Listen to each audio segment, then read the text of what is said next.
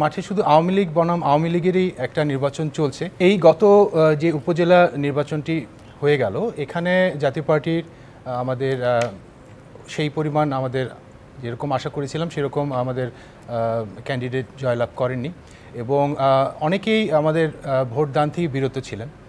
কারণ এটা হচ্ছে গিয়ে আমাদের 7ই জানুয়ারির নির্বাচনের একটি অভিজ্ঞতা। সেখান থেকে তারা দেখেছে যে তাদের পছন্দের ক্যান্ডিডেটকে তারা জয়যুক্ত করে নিয়ে আসতে পারেনি। এটি তাদের একটা জনগণের মনে একটা ছিল যে এবারের নির্বাচনটিও উপজেলা নির্বাচনটিতেও তাদের সেই আগের নির্বাচনের সেই ছিল, অভিজ্ঞতাটি ছিল।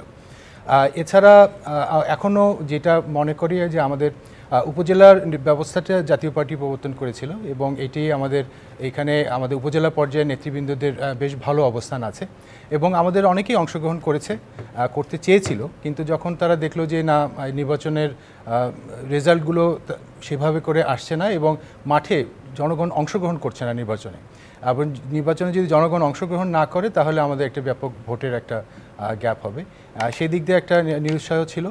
আর যেহেতু মাঠে শুধু আওয়ামী লীগ বনাম আওয়ামী লীগেরই একটা নির্বাচন চলছে, নগদের কাছে সব গ্রাহকই প্রিয়, তাই তো সারা দেশে ক্যাশ আউট চার্জ সবচেয়ে কম। সেখানে আমাদের ক্যান্ডিডেটরা কতটুকু ভালো করতে পারবে সেই বিষয়েও তাদের সন্দিহান ছিল।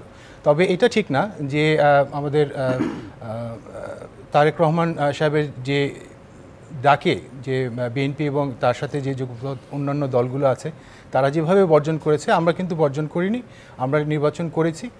তবে আমাদের এইটিই ছিল যে হ্যাঁ, ওখানে যেহেতু আওয়ামী লীগ বনাম আওয়ামী লীগ হচ্ছে, 7ই জানুয়ারি নির্বাচনটি তো আমরা বর্জন করতাম, আমরা তো সেভাবে করিনি।